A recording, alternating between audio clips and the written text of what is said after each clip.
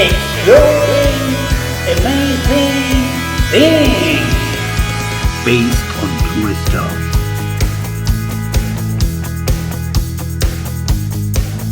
It has happened to all of us at one time or another that the affinity with another person is so close that we have been able to read their thoughts with a simple glance. However, telepathy goes much further. It's the mental transmission of information from one person to another without using any of the five senses. The term telepathy was invented in 1882 in an extensive prose poem written by the British Frederic Myers, who initially popularized it among countless psychologists in his country. Until not long ago, we believed that only some fictional superheroes had this exceptional ability, and although it has always been considered a pseudoscience like hypnosis, some cases have prospered surprisingly. In 1971, National Geographic, as a recognized scientific organization, promoter of science and universal culture, sponsored one of its most boldest expeditions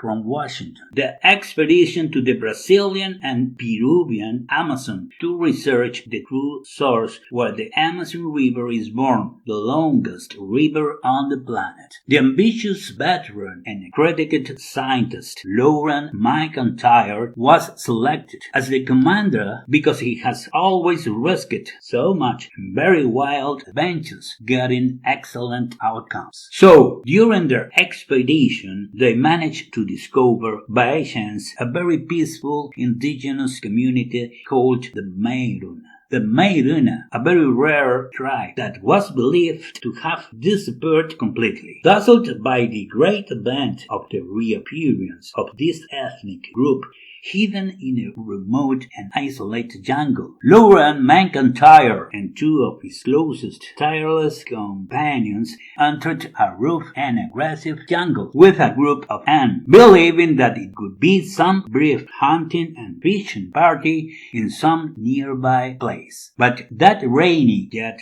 hot walk through the super dense rainforest lasted 4 long days, after which McIntyre and his dazed and exhausted friends realized that they were completely lost, unable to return to the place where they had left their camp. The experienced Loren had dedicated his whole life to this kind of journey and documentation. He loved to communicate with people with whom he didn't share any point of view about life. With this background, he managed to speak 5 indigenous dialects well, learned during his past expeditions to Central and South America. But none of them were useful for communicating with the Mayoruna, who seemed absolutely mute. In the end, the group stopped wandering, stopped at some very large tributary of the Amazon River, and began to perform some special kind of strange ritual in the water, diving and splashing it with great force. Loren McIntyre thought that the Indians were going to kill themselves in a group, some kind of collective seaside. Suddenly, the leader of that party explained to them that what they were going to do in their sacred river was to achieve sublime inner peace by traveling to a remote time, to a time past prior to the appearance of the first white men, towards a kind of paradise where they were completely happy without any fear of the white man's attack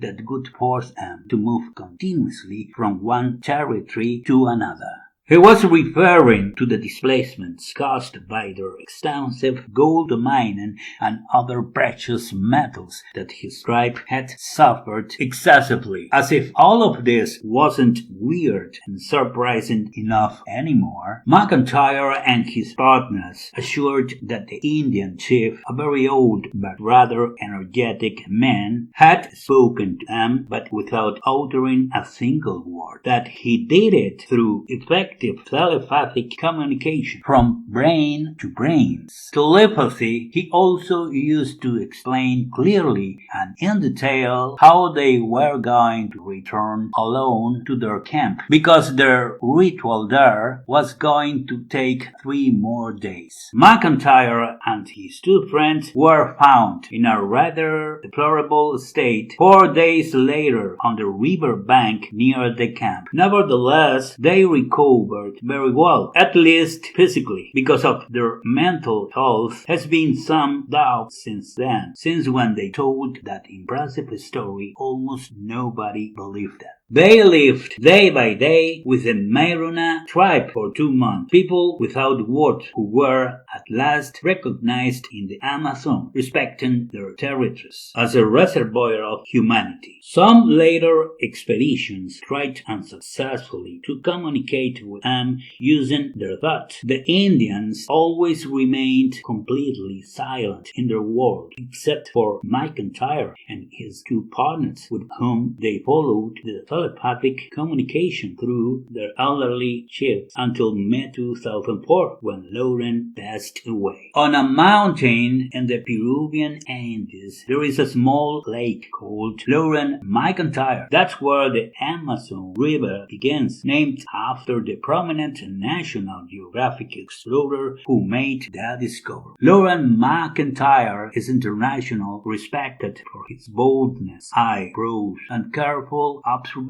He's not been someone to tell tall tales. On one occasion, he declared to the world, truth may be stranger than fiction.